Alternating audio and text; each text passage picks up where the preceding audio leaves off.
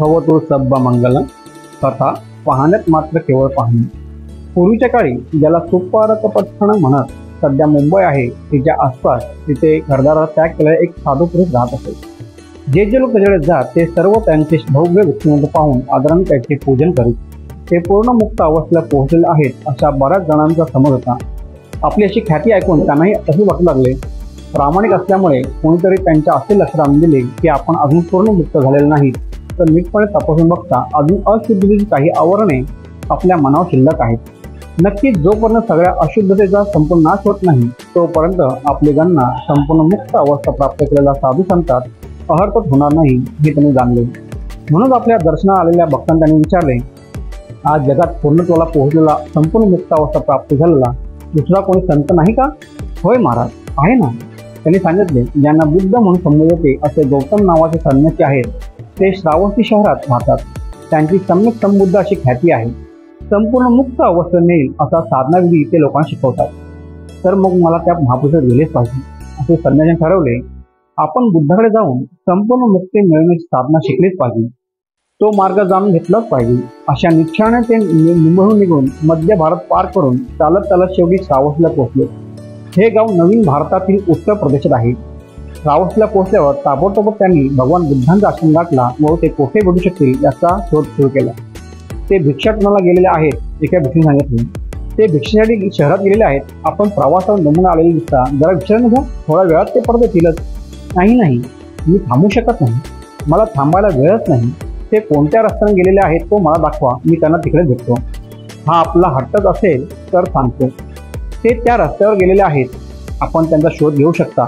थोडाही विलंब न करता त्या संन्याशाने चालण्यास सुरुवात केली व ते शहराच्या मध्यावर आले। तेथे त्यांना घरोघर भिक्षा मागणारा एक भिक्षू दिसला। त्यांच्या सभोवती अतिशय शांत व समतेचे वातावरण पाहून त्या संन्याशाला हेच भगवान बुद्ध असणार याची खात्री पटली। रस्त्यावरील एका वाटसरूला विचारून बघितले व त्यांचा अंदाज खरा ठरला, ते गौतम बुद्धच होते। त्या रस्त्यातच संन्यासाने भगवान बुद्धांना गाठले।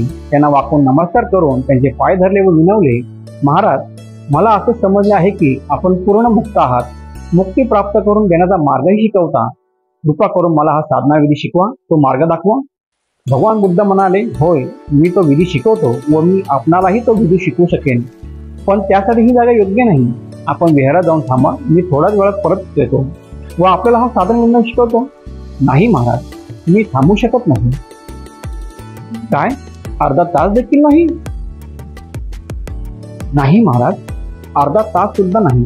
कोणास ठाऊक, कदाचित तोपर्यंत मी मरेन देखील, कदाचित अर्धा तासात आपण देखील राहणार नाही। अर्धा तासात कदाचित माझा तुमच्यावर असलेला विश्वास देखील नाहीसा होईल व आपल्यापासून हा विधी शिकता येणार नाही। म्हणून महाराज, आता आणि हीच वेळ त्यासाठी योग्य आहे। कृपया मला तो साधनाविधी शिकवाल ना? भगवान बुद्धांनी संन्याशाकडे बघितले व बोधिचित्ताने जाणले, होय, या संन्याशाला खरेच फार थोडा अवधी शिल्लक आहे। काही मिनिटातच ह्याचा देहांत होणार आहे। याला हिते व आत्ता धर्माची शिकवणूक दिली पाहिजे। पण धर्माची शिकवणूक अशी रस्त्याच्या मध्यभागी उभी राहून कशी देणार? ते फक्त थोडे शब्द बोलले, पण त्या शब्दांमध्ये धर्माचा सारा सार ओतलेला होता। तुमच्या बघण्याचा क्रियेत केवळ बघणेच हवे, तुमच्या ऐकण्याखेरीज काहीच नसावे। तुमच्या वास घेण्यात, चव घेण्यात व स्पर्शात देखील वास घेणे, चव घेणे आणि स्पर्श करण्यात असावे, याखेरीज काहीच नसावे। तुमच्या जाणण्यात, जागण्याखेरीज काहीच नसावे। सहा ज्ञानेंद्रियांच्या क्षेत्रात घडणाऱ्या स्पर्शाद्वारे होणाऱ्या अनुभवांचे मूल्यांकन करू नका। पूर्वग्रहावर आधारित आकलन नको। एकदा का संज्ञेने जाणले वाईट असे अनुभवाचे मूल्यांकन करायला सुरुवात केली की स्वतःच्या अंध प्रतिक्रियामुळे आपल्या भोवतीचे सर्व जग आपल्याला विकृत दिसते। सर्व प्रकारच्या पूर्व संस्कारांच्या पगडधातून जर मनाला मुक्त करायचे असेल तर आपण पूर्व प्रतिक्रियांच्या आधारे होणारे मूल्यांकन थांबवणे शिकलेच पाहिजे व घटनांचे मूल्यांकन व प्रतिक्रिया न करता फक्त सजगता ठेवली पाहिजे।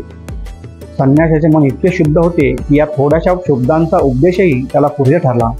त्या रस्त्याच्या बाजूला बसून त्याने डोळे बंद करून आपल्या आतील सत्याचे घडणाऱ्या बदलांचे मूल्यांकन विरहित, प्रतिक्रिया विरहित केवळ तटस्थ निरीक्षण सुरू केले आणि आपल्या आयुष्यात शेवटची काही मिनिटे राहिली असता आपले अंतिम ध्येयमुक्ती गाठली व ते अहर्त झाले। त्या संन्याशाचे नाव काय होते हे कमेंट करून सांगा। सबे सत्य सुखी होंतु। धन्यवाद। आपला कल्याण मित्र Mahesh Kamble. Video like, share आणि चॅनल सबस्क्राईब करा।